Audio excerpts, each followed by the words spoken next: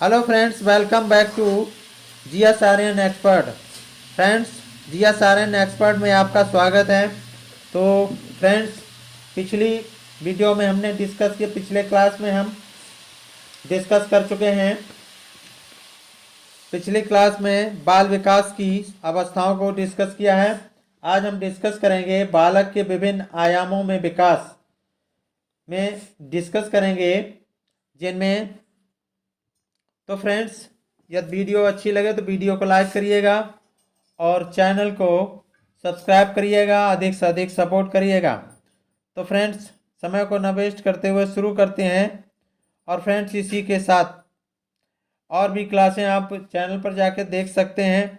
आपको अच्छी अच्छी वीडियो मिल जाएगी, तो बने रहिए हमारे साथ। बालक के विभिन्न आयामों में विकास। आइए जानते हैं बालक के विभिन्न आयामों में विकास के विषय में चर्चा करते हैं। बालक को कई आयामों में विभाजित किया जा सकता है। बाल विकास को कई आयामों में विभाजित किया जा सकता है, परंतु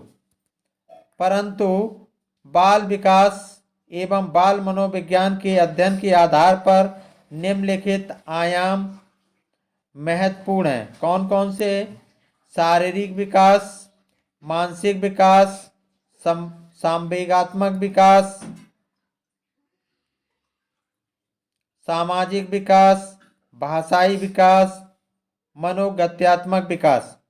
तो फ्रेंड्स, यानी इसके अंतर्गत बालक के विभिन्न आयामों के विकास के अंतर्गत, यानी अध्ययन के आधार, बाल मनोविज्ञान के अध्ययन के आधार पर फ्रेंड्स निम्नलिखित आयाम आते हैं, जिनमें शारीरिक विकास, मानसिक विकास, संवेगात्मक विकास, सामाजिक विकास और भाषाई विकास, मनोगत्यात्मक विकास। अब इसके बारे में फ्रेंड्स चर्चा करते हैं। आज हम सिर्फ 3 पॉइंट्स पर चर्चा करेंगे। सबसे पहले देखते हैं शारीरिक विकास। क्या है शारीरिक विकास फ्रेंड्स? तो शारीरिक विकास के अंतर्गत बालक के शरीर के यानी शरीर के बाहरी एवं आंतरिक अवयवों का विकास शामिल है। इसके अंतर्गत, यानी शारीरिक विकास के अंतर्गत बालक के शरीर के बाह्य एवं आंतरिक अवयवों का विकास शामिल है। शरीर के बाह्य परिवर्तन जैसे ऊंचाई, यानी शरीर के जो बाहरी परिवर्तन होते हैं, ऊंचाई यानी लंबाई जिसको कहते हैं, शारीरिक अनुपात में वृद्धि इत्यादि स्पष्ट दिखाई पड़ते हैं। आई होप आपको क्लियर हो रहा होगा। आंतरिक अवयवों के परिवर्तन बाह्य रूप से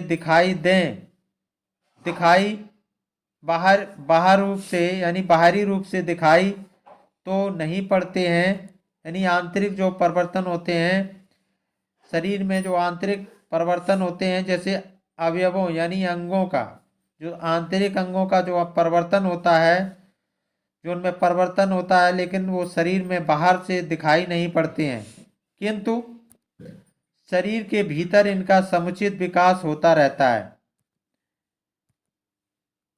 शारीरिक वृद्धि एवं विकास की प्रक्रिया व्यक्तित्व के उचित समायोजन और विकास के मार्ग में एक महत्वपूर्ण भूमिका निभाती है। प्रारंभ में शिशु अपने हर प्रकार के कार्यों के लिए दूसरों पर निर्भर रहता है। आपने देखा होगा कि बच्चे दूसरे पर निर्भर रहते हैं, यानी शिशु हर प्रकार से अपने कार्यों के लिए दूसरों पर निर्भर रहता है और धीरे धीरे विकास की प्रक्रिया के फलस्वरूप वह अपनी आवश्यकताओं की पूर्ति में सक्षम हो पाता है, यानी सक्षम हो जाता है। धीरे धीरे क्या होता है कि वो विकास की प्रक्रिया के फलस्वरूप वह अपनी आवश्यकताओं की पूर्ति में सक्षम हो जाता है।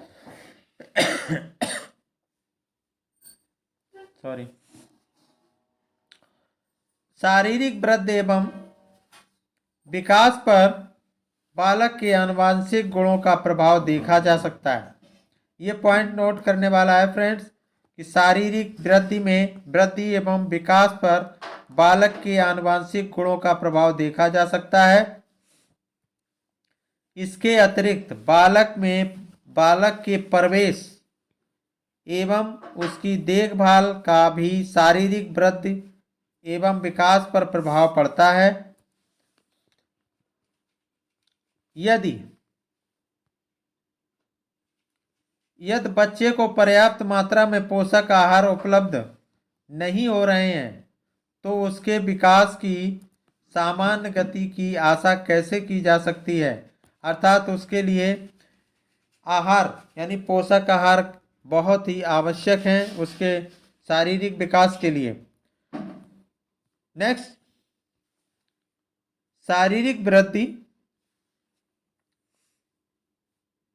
शारीरिक वृद्धि एवं विकास के बारे में शिक्षकों को पर्याप्त जानकारी होनी चाहिए। इसी जानकारी के आधार पर वह बालक के स्वास्थ्य अथवा इससे संबंधित अन्य समस्याओं से अवगत हो सकता है, यानी उसके बारे में जानकारी प्राप्त कर सकता है। तभी उसको अध्यापक को तभी पता चलेगा जब उस शिक्षक को उसके शारीरिक वृद्धि के बारे में जानकारी हो, यानी पर्याप्त जानकारी हो। बालक की वृद्धि एवं विकास के बारे में शिक्षकों को पर्याप्त जानकारी इसलिए भी रखना अनिवार्य है क्योंकि बच्चों की रुचियां इच्छाएं यहाँ पॉइंट इंपॉर्टेंट पॉइंट है फ्रेंड, अंडरलाइन देखें। यानी क्योंकि बच्चों की रुचियां इच्छाएं दृष्टिकोण एक तरह से उसका पूर्ण व्यवहार शारीरिक वृद्धि एवं विकास पर ही निर्भर रहता है। यानी उसका पूर्ण विकास, चूँकि बच्चों की रुचियां इच्छाएं दृष्टिकोण एवं एक तरह से उसका पूर्ण व्यवहार शारीरिक वृद्धि एवं विकास पर ही निर्भर करता है। बच्चों की शारीरिक वृद्धि एवं विकास के सामान्य ढांचे से परिचित होकर अध्यापक यह जान सकता है कि एक विशेष आयु स्तर पर बच्चों से क्या आशा की जा सकती है। नेक्स्ट चर्चा करते हैं फ्रेंड्स अब मानसिक विकास के बारे में चर्चा करेंगे। यानी मानसिक विकास की अवस्था में, यानी इस अवस्था में चंचलता समाप्त होकर ध्यान, जिस समय मानसिक विकास होता है तो मानसिक विकास की स्थिति में क्या है, इस अवस्था में मानसिक विकास की अवस्था में चंचलता समाप्त होकर ध्यान केंद्रित करने की क्षमता विकसित हो जाती है। ये पॉइंट है। यानी इस अवस्था में मानसिक विकास की अवस्था में चंचलता समाप्त होकर ध्यान केंद्रित करने की क्षमता विकसित हो जाती है। स्मरण शक्ति भी बढ़ जाती है। मानसिक विकास में स्मरण शक्ति भी बढ़ जाती है। लड़कियों में लड़कों की अपेक्षा रटने की शक्ति अधिक होती है। पॉइंट है, किशोर कल्पना जगत में अधिक घूमते हैं। इनमें कल्पना शक्ति जागृत हो जाती है, यानी कल्पना जगत में अधिक घूमते हैं तथा दिवा स्वप्न के भी शिकार हो जाते हैं। इम्पोर्टेंट है पॉइंट है, कल्पना का विकास लड़कों में लड़कियों से अधिक होता है। कल्पना का विकास लड़कों में लड़कियों से भी कल्पना का विकास लड़कों में लड़कियों से अधिक होता है। तो कल्पना का विकास किस में अधिक होता है, तो कल्पना का विकास लड़कों में लड़कियों से अधिक होता है। तर्क शक्ति बढ़ जाती है, यानी मानसिक विकास में तर्क शक्ति बढ़ जाती है तथा अनेक रुचियां भी पैदा हो जाती हैं। कौन कौन सी रुचियां पैदा हो जाती हैं? लड़के फुटबॉल, कबड्डी तथा लड़कियां नाच गाने, ड्रामा व संगीत में अधिक रुचि लेती हैं। इस अवस्था में शारीरिक प्रदर्शन की भावना भी विकसित हो जाती है।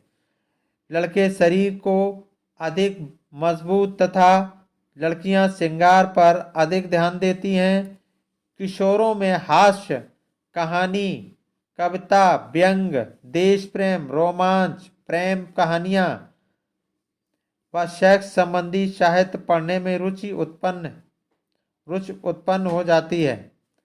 कुछ सिनेमा, होटल, रेडियो, फिल्मी गाने आदि के शौकीन हो जाते हैं। सामाजिक चेतना भी विकसित हो जाती है तथा उनका बातचीत करने का क्षेत्र भी निर्धारित हो जाता है। लड़के लड़कियों के बारे में तथा लड़कियां लड़कों के बारे में बात करने में रुचि लेती हैं। इस अवस्था में किशोर भविष्य संबंधी योजनाएं भी बनाते हैं। यानी इस अवस्था में, मानसिक विकास की अवस्था में, इनमें रुचियां उत्पन्न होती हैं।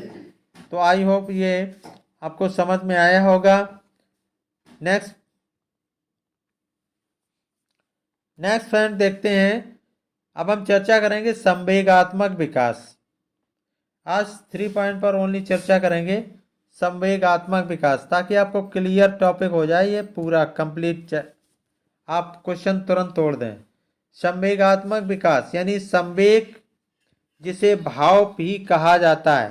संवेग जिसे भाव भी कहा जाता है, यानी संवेग को, जो संवेग आते हैं उनको भाव भी कहते हैं, यानी भावनाएं। तो संवेगात्मक विकास के अंतर्गत संवेग जिसे भाव भी कहा जाता है, यानी संवेग का अर्थ क्या होता है? तो संवेग का अर्थ होता है यानी ऐसी अवस्था जो व्यक्ति के व्यवहार को प्रभावित करती है। यानी संवेगात्मक अवस्था में प्रभावित, यानी व्यक्ति के व्यवहार को प्रभावित करती है।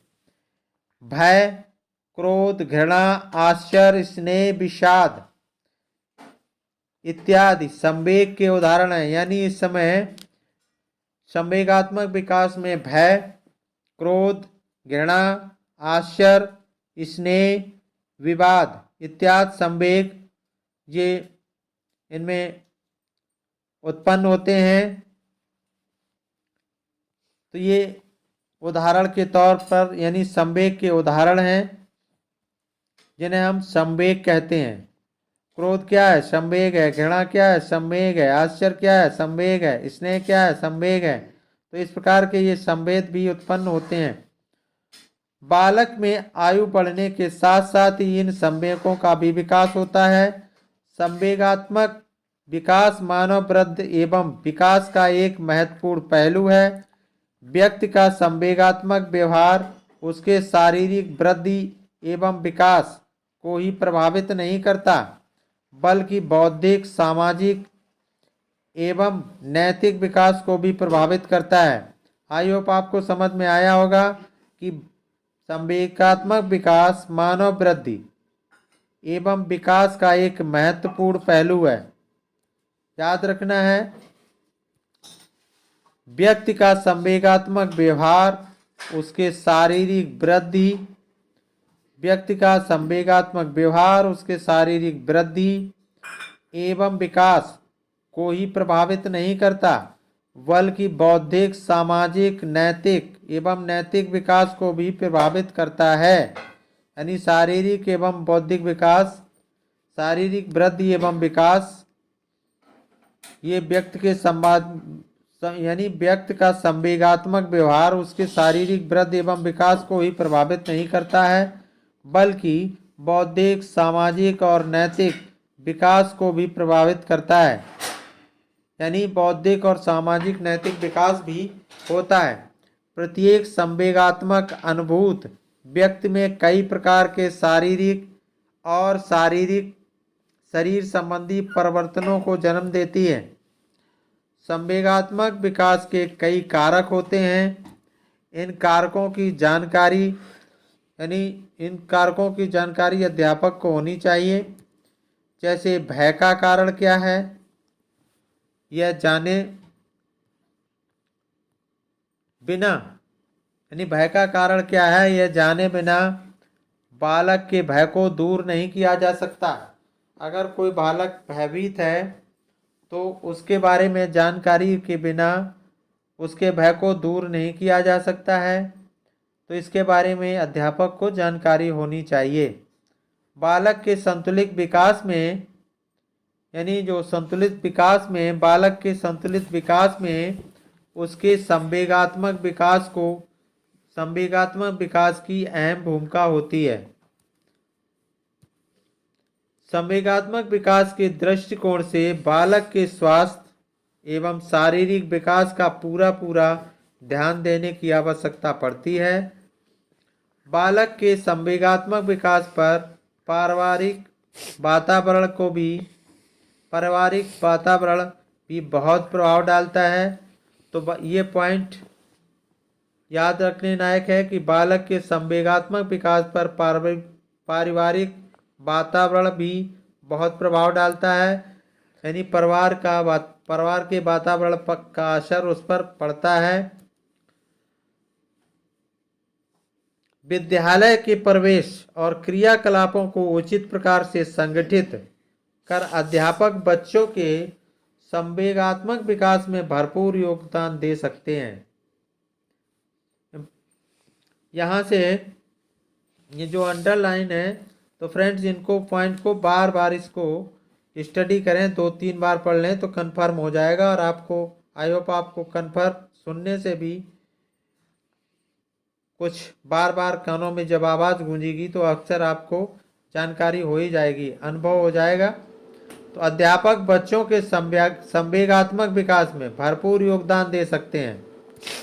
बालकों को शिक्षकों का पर्याप्त सहयोग एवं स्नेह मिलना उनके व्यक्तित्व के विकास के दृष्टिकोण से आवश्यक है। इम्पोर्टेंट पॉइंट है फ्रेंड्स कि बालकों को शिक्षकों का पर्याप्त सहयोग एवं स्नेह मिलना उनके व्यक्तित्व के विकास के दृष्टिकोण से आवश्यक है। यानी उससे बालक के जो स्नेह से, अध्यापक के स्नेह से या सहयोग और स्नेह से बालक के व्यक्तित्व का विकास होता है। और इसी प्रकार यह भी ध्यान रखा जाना चाहिए कि बालक के स्वाभिमान को कभी ठेस ना पहुँचे। ये बहुत इम्पोर्टेंट बात है कि फ्रेंड्स बालक के स्वाभिमान को ठेस नहीं पहुँचनी चाहिए।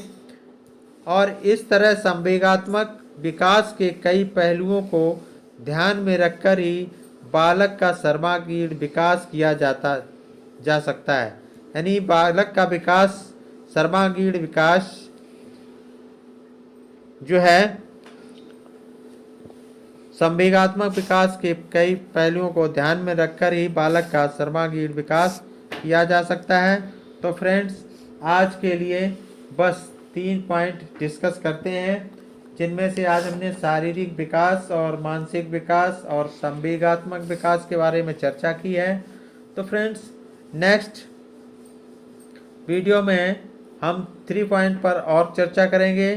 तो फ्रेंड्स यदि आपको वीडियो अच्छी लगी हो तो वीडियो लाइक करें और चैनल को सब्सक्राइब करें, अधिक से अधिक सपोर्ट करें। तो फ्रेंड्स फिर मिलते हैं नेक्स्ट वीडियो में 3 पॉइंट्स के साथ नेक्स्ट पार्ट में। तब तक के लिए नमस्कार।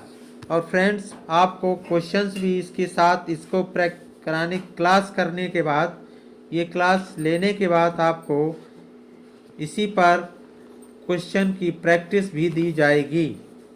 और अबाउट कम से कम एक चैप्टर से 150